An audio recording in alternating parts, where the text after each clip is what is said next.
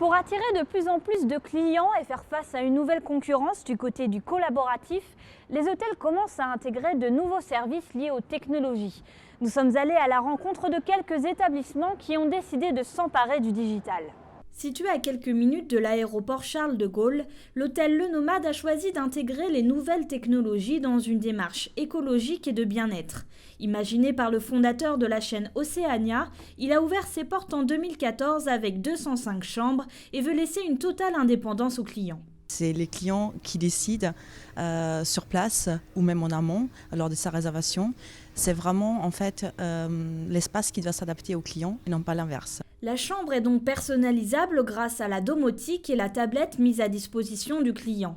Développée avec Casio et Somfy, elle permet de changer l'ambiance de la douche tout en surveillant sa consommation d'eau, de fermer et ouvrir les stores, de régler la lumière et la clim ou encore de regarder la télé avec le vidéoprojecteur. Et on a également en fait des bornes par exemple à l'accueil où on peut décider de faire son propre check-in, gagner en fait en autonomie mais gagner également en fait en tarif. En réservant une chambre sur les bornes, les clients peuvent en effet décider d'enlever des options ou s'engager à consommer moins d'eau afin de faire des économies.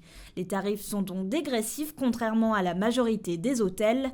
Pour continuer à se démarquer, le Nomade réfléchit à l'implantation d'un service de conciergerie numérique, un service que le Terrasse Hôtel propose déjà depuis 2 ans grâce à sa collaboration avec LoungeUp. Situé à Montmartre, cet établissement de 92 chambres a décidé d'ajouter une couche de digital pour faciliter le contact avec ses clients et non pas l'effacer contrairement à ce que l'on pourrait penser. Donc l'idée c'est vraiment que les clients découvrent l'hôtel via LoungeUp avant leur séjour, qui posent toutes les questions, qui peuvent voir ou réserver tous les restaurants, tous les musées, toutes les balades qu'ils peuvent faire dans le quartier avant et qui prennent contact avec nos équipes. Pour moi, LoungeUp, c'est vraiment avant tout un outil de contact, un outil humain qui permet justement d'échanger. La solution de LoungeUp permet à la fois de proposer des activités alentours, de réserver une table au restaurant de l'hôtel ou de poser des questions directement au concierge, que l'on soit à l'hôtel ou non, via son mobile. 950 personnes utilisent le service par mois en moyenne pour cet établissement. Dans la plupart des hôtels, c'est un mix entre de l'hébergement et des choses très basiques comme des lits et des chambres d'hôtel, etc.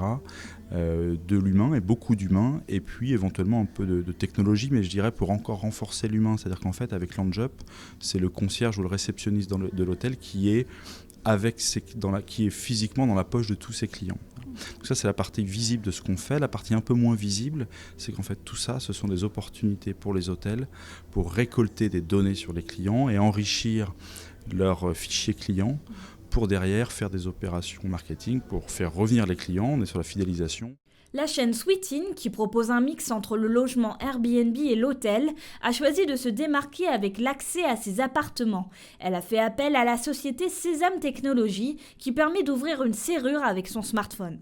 Au-delà effectivement de l'ouverture de la porte, on va en fait créer un nouveau canal de communication entre le client et l'hôtelier, puisqu'en permanence, déjà le client va avoir besoin de son téléphone pour ouvrir sa porte.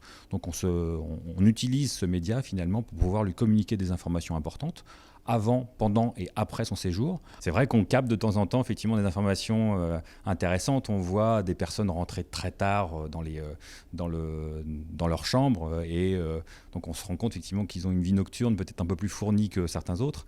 Donc effectivement, de fait, pouvoir leur proposer une activité adaptée. Pour ouvrir la porte, le client a 3 solutions. Il peut la déverrouiller via son accès Wi-Fi ou 3G, via un QR code qu'il scanne ou tout simplement avec une carte magnétique. Même s'ils ne vont pas jusqu'à employer des robots comme au Japon ou aux États-Unis, ces initiatives montrent qu'il est possible d'ajouter une couche de digital pour améliorer l'expérience client, tout en gardant un contact avec eux, une chose primordiale dans le secteur de l'hospitalité.